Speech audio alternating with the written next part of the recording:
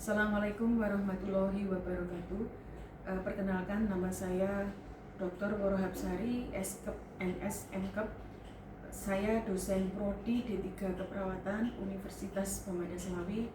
Mata kuliah yang saya ampu adalah mata kuliah keperawatan medikal bedah 1, 2, dan keperawatan kritis. Ada beberapa mata kuliah yang saya ampu. Ada salah satu mata kuliah antara lain adalah KMB 2, di mana pada mata kuliah keperawatan medikal bedah 2 ini saya mengampu mata kuliah asuhan keperawatan pada pasien dengan gangguan rasa nyaman pada pasien dengan kusta, gangguan integumen. Adapun untuk deskripsi mata kuliah pada mata kuliah medikal bedah 2 ini merupakan lanjutan dari mata kuliah medikal bedah 1 yang membahas permasalahan yang terkait yang lazim terjadi pada semua usia, baik yang bersifat akut dan kronis, meliputi gangguan kebutuhan aktivitas patologis sistem muskuloskeletal, persyarafan, indera, serta integumen. Pada aspek penilaian pada mata kuliah ini ada aktivitas partisipasif, ini meliputi 75%, tugas terstruktur 12%, kemudian UTS 13%, UAS 10%, dan praktek 48%. Pada mata kuliah ini pokok bahasan yang nanti akan saya ampu ini adalah terkait dengan asuhan keperawatan pada pasien dengan gangguan sistem integumen kusta. Jadi asuhan keperawatan pada pasien yang mengalami gangguan rasa nyaman dan aman pada pasien kusta, di mana ini juga masuk dalam kategori gangguan pada sistem integumen. Terima kasih, saya cukupkan sekian. Wassalamualaikum warahmatullahi wabarakatuh. Waalaikumsalam warahmatullahi wabarakatuh. Mahasiswa tingkat 2 tingkat keperawatan, ini pertemuan saya yang kedua, asuhan keperawatan pada pasien dengan gangguan kebutuhan aman dan nyaman akibat gangguan patologis pada sistem integumen.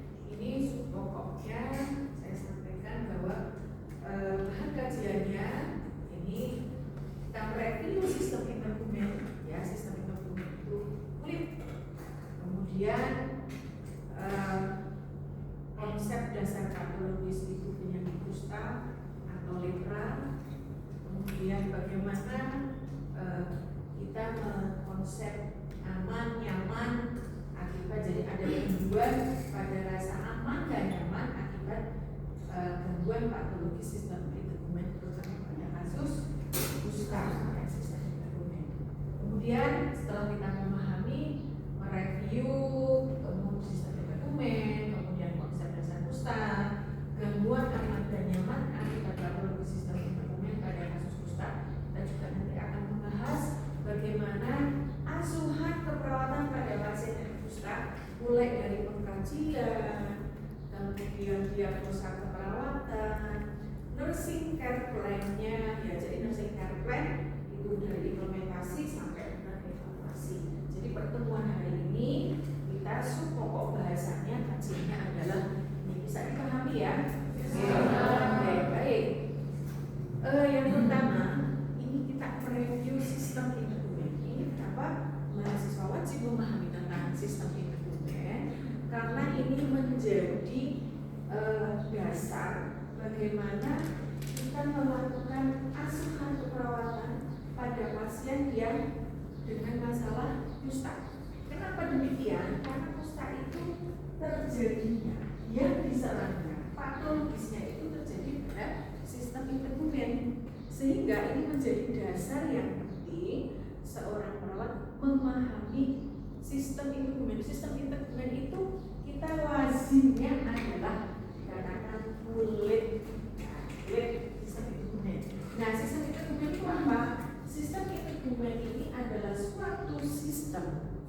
yang paling banyak berada di dalam tubuh manusia. Kalau dibobot, itu bobot yang paling besar dibandingkan organ-organ lain itu adalah kulit, dan mempunyai efek suatu manfaat fungsi faal fisiologis yang luar biasa terhadap sistem-sistem yang menunjang sistem-sistem yang ada di dalam tubuh. Nah, bekerjanya secara harmonis, dikatakan harmonis itu berkesinambungan, bersinergi, ya, bersinergi ya di dalam tubuh. Karena apa? Kembali lagi bahwa konsep sistem ini menutup seluruh permukaan tubuh yang terpapar langsung dengan lingkungan eksternal dari luar. Kemudian sistem ini terdiri dari kulit yang paling dominan, dari seluruh tubuh itu dominan kulit, kemudian rambut, ini bagian dari sistem integumen, kemudian kuku, dan yang memainkan peranan penting dalam mempertahankan namanya homeostasis. Homeostasis itu suatu keseimbangan yang ada di dalam tubuh dengan melakukan suatu fungsi seperti perlindungan. Fungsi lagi adalah regulasi. Regulasi itu apa? Regulator. Apa itu? Regulator itu alatnya, ya. Regulasi itu perjalanannya, ya. Perjalanannya apa? Hormon di situ, suhu di situ, enzim di situ, ya. Ini. Dan juga ada komunikasi yang sangat luar biasa. Ini sistem itu. Kemudian untuk secara anatomi ini ada dua lapisan yang paling luar, namanya dermis. Dermis itu yang bisa kita lihat. Kok kamu warnanya kulitnya kuning langsat ya? Kok kamu hitam ya? Itu apa yang mempengaruhi? Ada yang ketawa. Saya masih hitam bu, jadi malu. Apa yang mempengaruhi? Yang mempengaruhi adalah sel melanosit. Sel melanosit itu yang memberikan warna pada kulit dan rambut. Sel melanosit juga dipengaruhi oleh ras, turunan, ya, genetik. Jadi kita berharap kalau ras kita akan menjadi glowing, ya, karena itu sekali lagi genetik. Tapi Michael Jackson itu kok bisa rasnya kita bisa putih ya bu, dengan perkembangan zaman yang kecantikan yang terus menerus itu terkadang bisa memanipulasi, ya, bisa memanipulasi ini fungsi-fungsi dari ini, gitu ya. Jelas ya konsepnya ya. Oke, kalau sudah jelas, nah anatomi kulit. Anatomi kulit itu ada dermis. Dermis ya. Dermis mulai dari ini. Nah, dermis lapisan yang paling luar. Di dalam dermis itu ada ditubuhi oleh helai rambut. Kemudian ada folikel rambut. Kemudian ada yang namanya kelenjar minyak. Sehingga kalau dari luar kulitnya berminyak, karena memang di dalam epidermis itu ada kelenjar minyak di sini, ya. Nah itu lapisan epidermis. Kemudian lapisan yang ini banyak sekali nih jaringan ikatnya. Kulit ini cenderung lebih tebal karena apa?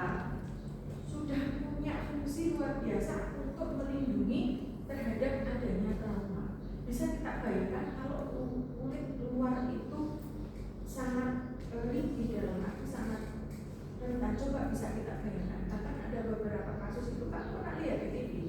Ada kasus yang ikat. Jadi fungsi jaringan ikat itu sebagai tameng yang meminimalisir, melindungi kita terhadap resiko infeksi atau adanya cedera. Ini ya. Tuh. Kemudian ini lapisan paling luar. Ini. Kemudian lapisan paling bawahnya lagi, ini adalah ada lapisan dermis. Jadi kalau sudah ini ada syaraf. Jadi kalau terjadi luka agak dalam pasti. Kenapa nyeri? Munculnya nyeri itu karena ada sensasi saraf, ya, karena ada luka. Lukanya mengenai saraf, kenapa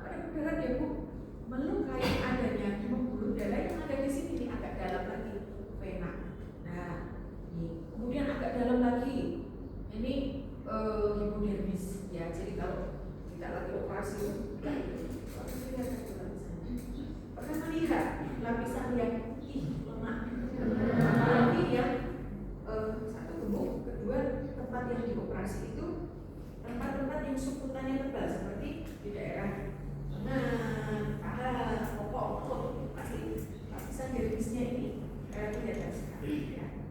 Oke, kemudian iya tadi, kemudian di sini ada pertukaran gas, kemudian terjadi regenerasi dan sebagainya.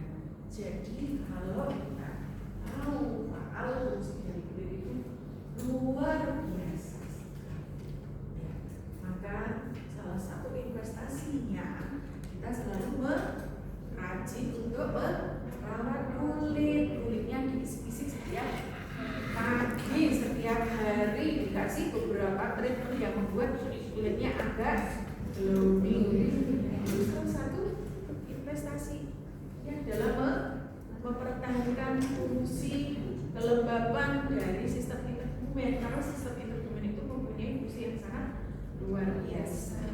Dan kita bayangkan kalau sudah lansia, coba kamu bandingkan kulitmu sama kulitnya Simbah ya, bukan kelihatan karena memang terjadi penurunan kolagen di dalam kulit, sehingga kulit cenderung lebih tipis, yang kepadatannya juga sudah berkurang. Otomatis ini tingkat stresornya terhadap eksternal juga semakin besar kalau pada lansia, gampang tergores, terkadang juga gampang dingin, gitu ya. Untuk intergumen, sistem intergumen, reviewnya sudah jelas ya, ini kemarin juga PPT juga sudah saya share terlebih dahulu sehingga untuk dibaca-baca. Jadi pada intinya ada, oke. Kemudian saya masuk ke bagian dermis. Oke, kita ke aksesoris kulit. Dalam pikiran kita pernah nggak terpikir bahwa kulit itu masuk dalam aksesorisnya kulit? Enggak. Apakah rambut terpikir itu masuk anggotanya intergumen? Tidak. Nah, sekarang mulai pertemuan kali ini kita sudah mulai merubah pengetahuan bahwa bagian dari kulit itu ada unsur rambut dan kuku. Sekarang kuku, sekarang juga luar biasa perkembangannya. Kuku tidak hanya apa begini saja, tetapi sudah ada nail art. Nah, apa yang panjang-panjang itu? Ada yang extension kuku kan? Ada juga sepatu. Terkadang saya juga pengen kayak gitu. Iya. Tapi saya pikir lagi kalau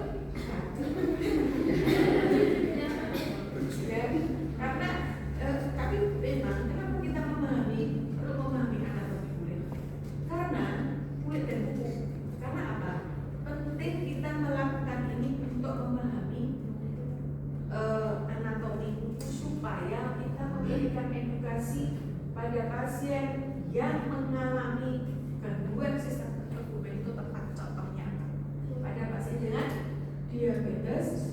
Kenapa? Ada pasien saya alami itu datang dengan gangren setelah dikasih apa? Memotong kukunya terlalu pendek, terutama di ekstremitas bawah. Ya, itu menjadi pemicu. Ya ini hati-hati. Kemudian gatal. Ya kan ada sensasi kurang juga nih pada pasien gagal gatal. Ini kukunya panjang. Ini bisa menyebabkan apa? Masih lanjut. Kemudian jangan sampai terhadap santai itu kan sampai memotong juga salah satunya. Kalau pada pasien datang dia DM bahaya ya, tidak ada orang. Oke.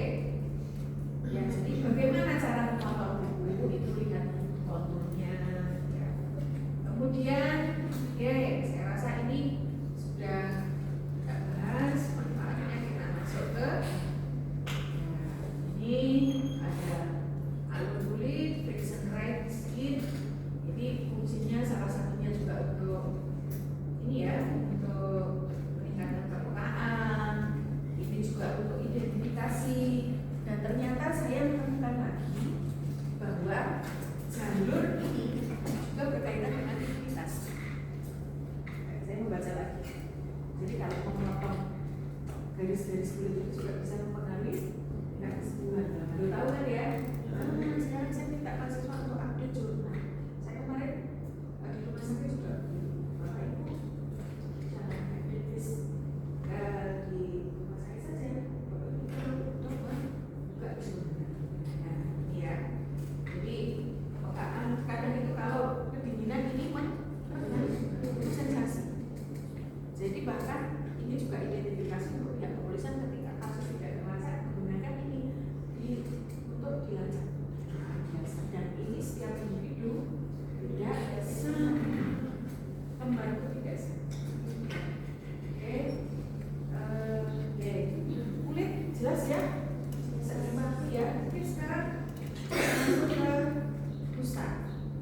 kusta, pernah mendengar kusta? Sebelum kita masuk ke asuhan perawatan pada pasien dengan gangguan keseimbangan dan nyawa, pernah mendengar kusta? Lepra. Ini penyakit yang sangat luas sekali. Dan tahun 1874 di Norwegia ini ditemukan oleh J.A. Hansen. Maka kata lainnya kusta itu adalah morbus Hansen atau lepra, ya. Nah, kusta jangan berpikir loh, kusta hari ini ada masih. Ya, teman saya praktisi kusta masih kusta itu. Nah, kusta atau lepra ini adalah suatu penyakit infeksi yang kronis karena perjalanannya itu tidak dihitung 1 hari 2 hari, bahkan perjalanannya penyakit ini selama 2 tahun, ya sampai tahunan, ya. Nah, menyerang susunan saraf tepi ini primer, kemudian kulit, jaringan tubuh, kecuali susunan saraf pusat. Mana susunan saraf pusat? Di otak. Jadi dia itu menyerangnya adalah justru di saraf tepi atau di primer. Maka akibatnya adalah, nah, karena yang diserangnya itu saraf tepi, maka dia bisa menyerang kulit, mukosa mulut, saluran nafas bagian atas, sistem retikuloendotelial, mata, otot, tulang, dan kecuali kembali lagi, kecuali susunan saraf pusat tidak ada masalah. Jadi pola bicaranya, daya ingatnya itu tidak ada masalah, motorik tidak ada masalah. Tapi justru yang diserang ini adalah bagian-bagian tepi. Nah, dan sampai sekarang ini menjadi penyakit yang sangat menular. Permasalahannya ini kompleks, tidak hanya sisi medisnya gejalanya begini saja, tetapi secara sosial, ekonomi, budaya, keamanan dan ketahanan nasional pun ikut terganggu. Kira-kira ini kok bisa seperti ini? Bagaimana ya Bu? Coba saya minta ada beberapa yang bisa memberikan opini. Kenapa kusta itu tidak ada dari sisi medis? Coba, ayo. Kenapa? Coba dianalisa. Coba dilihat dulu. Coba. Kenapa ini sisinya ada sisi tidak hanya bagian medis? Contoh di masyarakat kalau sudah terkena kusta ada diskriminasi, stigma. Stigma itu apa? Suatu hal yang tidak benar tetapi diyakini kebenarannya. Selain kusta, penyakit yang menimbulkan stigma apa? B2, HIV, AIDS. Ini sangat maka itu peran perawat sangat penting sekali untuk mengatasi masalah ini. Bagaimana perawat bisa mengedukasi, memberikan penjelasan supaya stigma-stigma ini tidak muncul di masyarakat. Oke. Penyebabnya apa? Tadi sudah. Ini kalau diidentifikasi di bawah mikroskop itu, wah, bentuknya seperti ini, ya. Cara penularannya gimana? Saluran pernapasan dan kontak kulit, skin to skin. Jadi ya, bakteri banyak terdapat di mana? Bakteri pada banyak di kulit tangan, di daun telinga dan pos hidung. Ya, kemarin baru saja saya memberikan materi di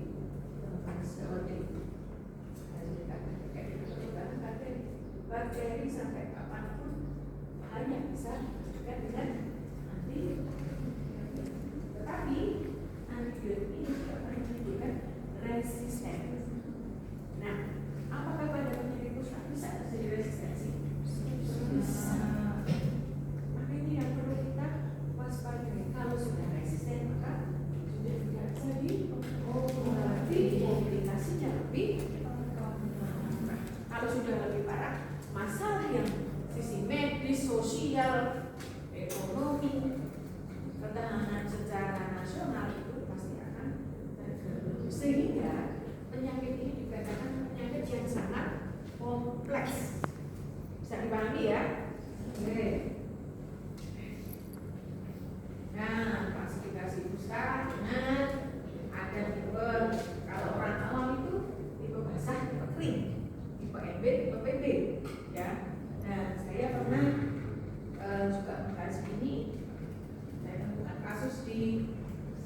khusus di masyarakat, kalau kusta kering identifikasinya apa? Ya kering, tidak ada seperti lembab basah. Nih, kemudian jumlah bakterinya sedikit, bahkan tidak ditemukan dan dia tidak menular. Dan bentuknya mirip dengan vitiligo. Oh, vitiligo. Vitiligo itu putih. Ada yang vitiligonya seluruh tubuh, ada yang hanya vitiligo. Nah, ini miripnya sama vitiligo. Ya. Jadi WHO menyampaikan ada tipe PB dan tipe MB. Ini dasarnya dari mana? Dasarnya adalah satu, secara klinis bagaimana kita mengkaji kondisinya. Kedua adalah kulitnya itu diambil kerok itu, kemudian dilakukan pemeriksaan lab, maka ditemukan TB tipenya PB atau MB. Kemudian tadi ya, biasanya ini kalau sudah seperti ini akan mati rasa, ya. Jadi bisa dengan vitiligo, biduren, eksim, tidak ada rasa gatal atau rasa sakit. Itu efek anestesinya seperti itu. Kemudian kusta tipe MB ini bentuknya merah. Tadi akan sangat berbeda. Ini paling berat karena apa? Ini kalau Anda perhatikan, bentuknya ini tebal. Kalau dibandingkan dengan kulit sehat, ini tebal. Ya, biasanya itu pasien juga akan merasakan pembengkakan di selaput lendir hidung. Terkadang pasiennya terjadi atau pingsan. Ya, nah sering sekali pada kasus seperti ini akibat keterlambatan di dalam mendeteksi pementasan. Karena bahasa begini, mahasiswa sekalian, bakteri banyak sekali di situ, skin to skin menular. Dan sayangnya kalau sudah sifat nanti bisa dibaca ya, kemarin sudah saya share materinya. Kemudian nanti kita lihat manifestasi klinisnya.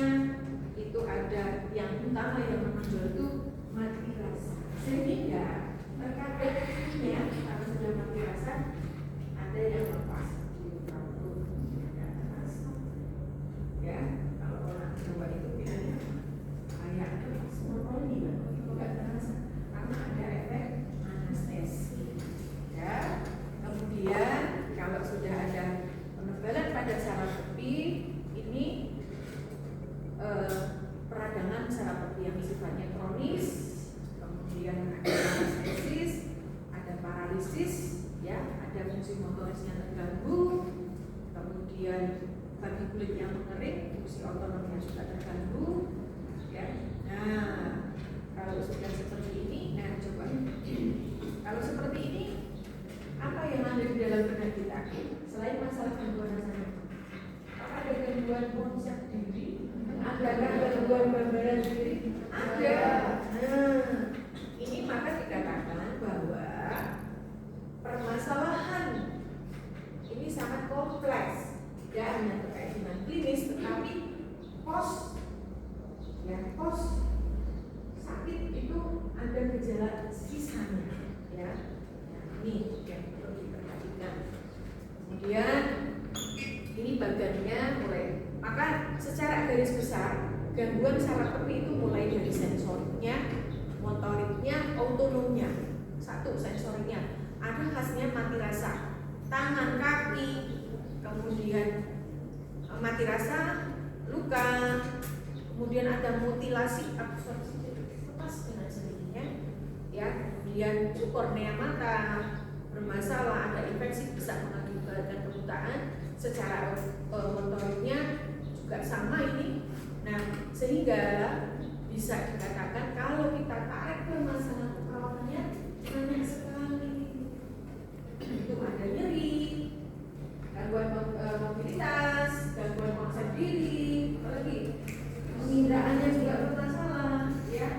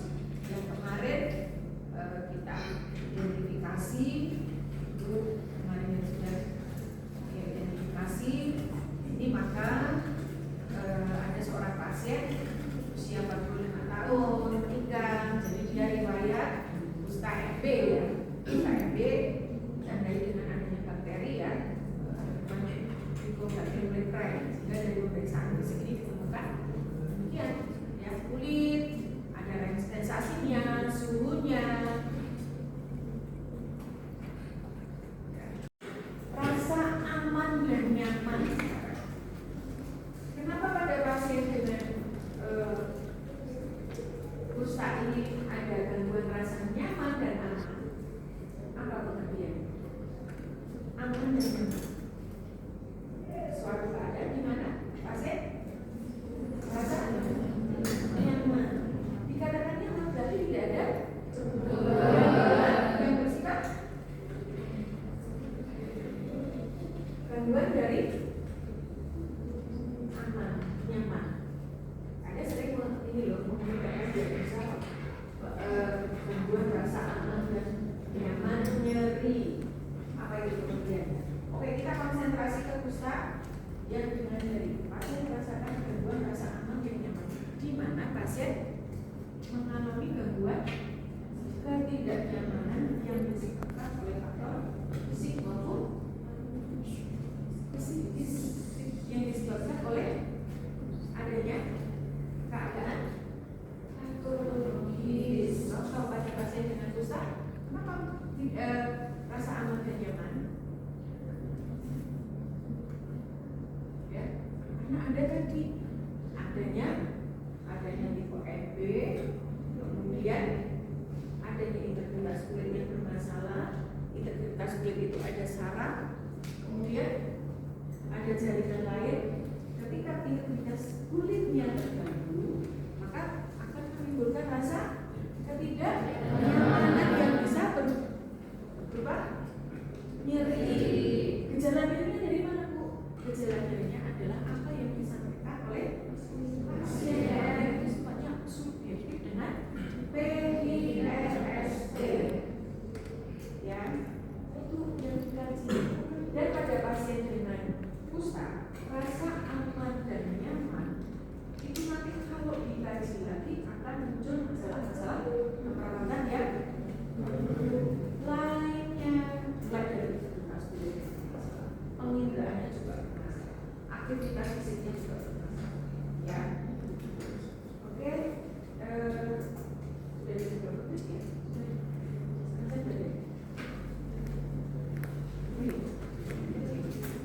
Ada ditanyakan? Ada ditanyakan? Silakan deh. Mau diskusi? Boleh ada ditanyakan? Pada pasien dengan kusta, depresi, apakah bisa disembuhkan, Bu? Kalau saya tawarkan lagi bisa disembuhkan nggak? Nggak bisa? Bisa. Kunci kesembuhannya apa? Hampir nanti B. Satu. Kepatuhan. Ini penting untuk Anda berikan edukasi ke pasien karena itu pakai makanan. Kepatuhan untuk minum, sehingga Anda nanti bisa mengedukasi kepada pasien untuk keterlibatan keluarga sebagai caregiver. Kedua, selain kepatuhan, ini terkait dengan izin sanitasi, ya enggak? Karena mudah sekali menular ini, maka kita sebagai perawat ayo dengan kondisi demikian lebih aware lagi. Satu, kesalahan yang kompleks, satu keterlibatan keluarga, proses penyembuhan. Kedua, menghilangkan stigma masyarakat. Berikutnya apa? Meningkatkan rasa aman dan nyaman. Setelah itu ketika sudah semua permasalahan muncul lagi secara sosial, ya bisa juga pasiennya dengan tangannya pukul, yang lepas, mutilasi ini pasiennya ada gejala sisanya. Jadi saya nggak jadi tidak bersemangat. Nah ini perlu untuk keterlibatan semua sektor dalam asuransi. Itu ya, jelas ya kesimpulannya tadi saya simpulkan ya. Terima kasih untuk pertemuan pada pagi hari ini. Sekali lagi mudah-mudahan apa yang saya sampaikan selalu memberikan manfaat, dan sekali lagi tujuan kita adalah untuk meningkatkan kualitas kesehatan terutama keperawatan dengan lebih baik ya, dengan rekan-rekan calon. Gitu ya. Sudah jelas? Pesan saya selalu bersemangat, sehat, menjadi masa depan ya. Itu ya, sudah cukup sekian. Assalamualaikum warahmatullahi wabarakatuh.